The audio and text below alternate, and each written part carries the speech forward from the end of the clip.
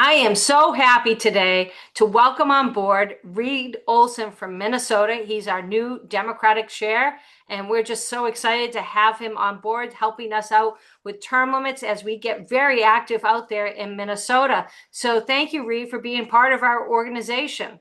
Yeah, you're welcome. I'm delighted to be here, delighted to be part of the effort. And just a quick correction: I'm the Democratic Farmer Laborer representative from Okay. Minnesota.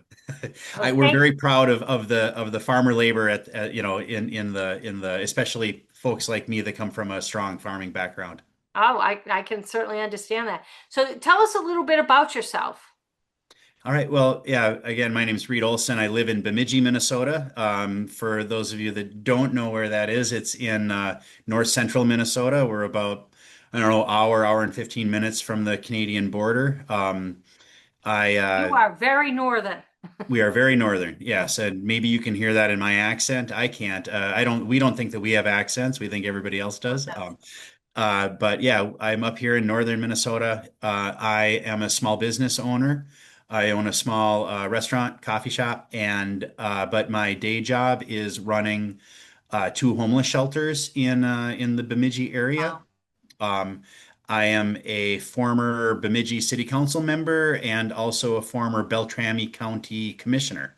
So I've got some political experience at the local level myself, and I ran the past two cycles for the State House, and will be running again for a third time. And this will be my successful time attempt to get into the State House.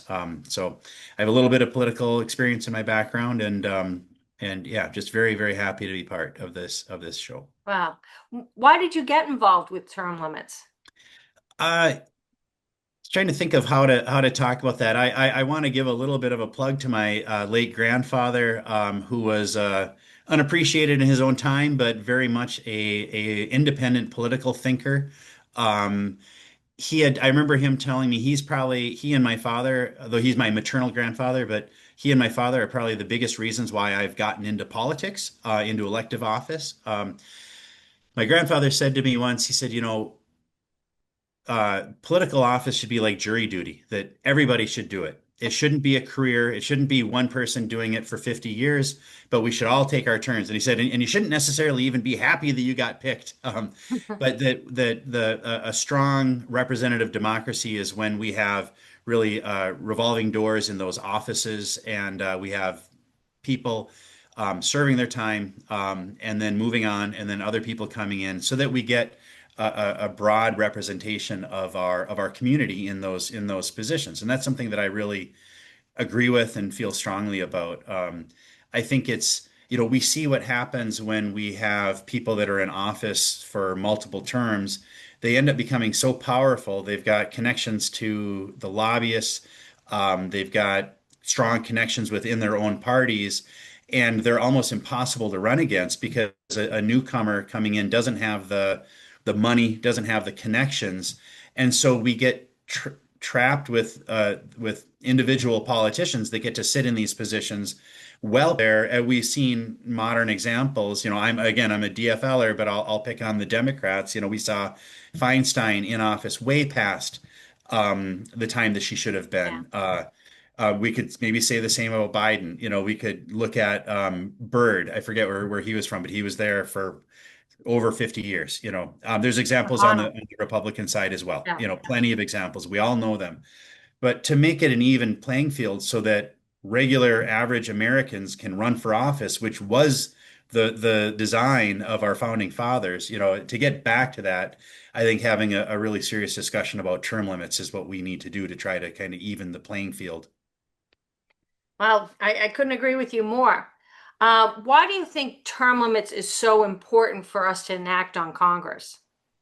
But I think, again, I'll pick on my side of the fence, I guess. I believe when we have term limits, so often we use wedge issues, or politicians use wedge issues to be able to get into office or to stay into office.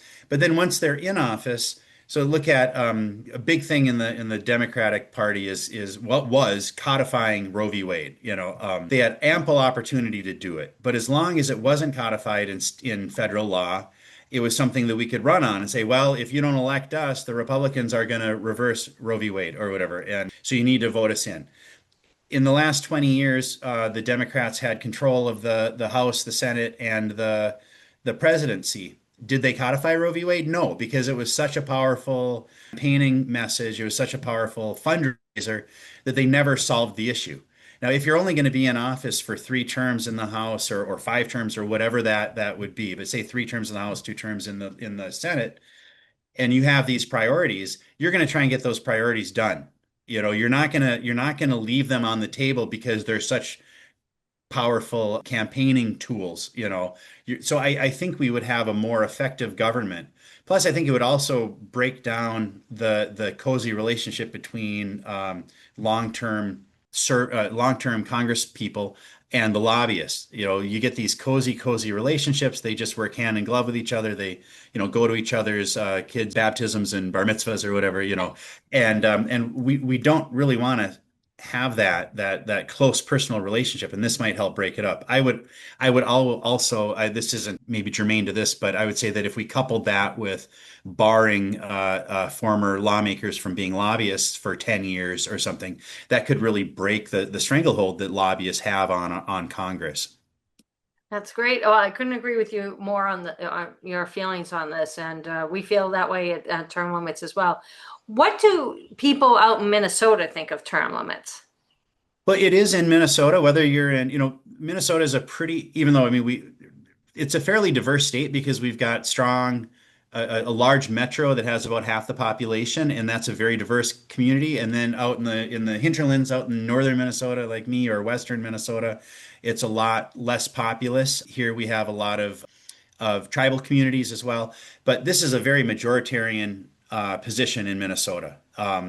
Majorities of independents, Republicans, and Democrats all want to see term limits. The voters, maybe not so much the office holders, but I was surprised in the last few days. The local paper, the Bemidji Pioneer, had a story. Lakeland News, our PBS station, ran a story. My op-ed was over in Duluth, and but they didn't run it for some reason in Bemidji. I'm not sure why.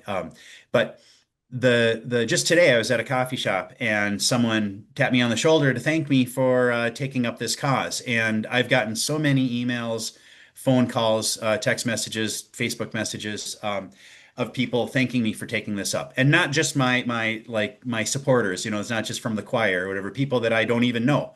Republicans, independents have reached out to me and said, "Hey, attaboy, Reed, thanks for doing this." So this is a very non-controversial, popular position. And again, there are so many positions like this that are majoritarian positions amongst the voters, but we can't get anywhere in Congress. And I think if we had term limits, not only will we be able to get that, but we'll be able to get more things done, I think, in Congress. So. Wow, I love that story about you going out to coffee and bumping into people. That really that's exciting, especially as we're really getting organized and going to try to get the resolution passed in Minnesota. So, and I know with you at the helm, we're gonna make great progress. So, how do people get in touch with you, get in contact, get involved? Mhm.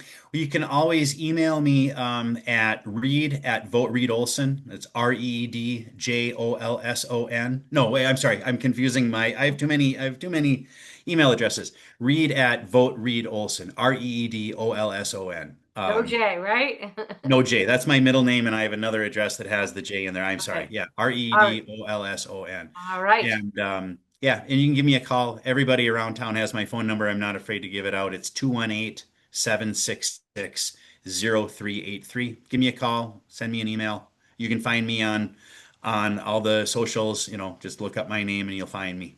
All right, great. Well, thank you for joining us, and thank you for being our new state chair out there in Minnesota. We're lucky to have you.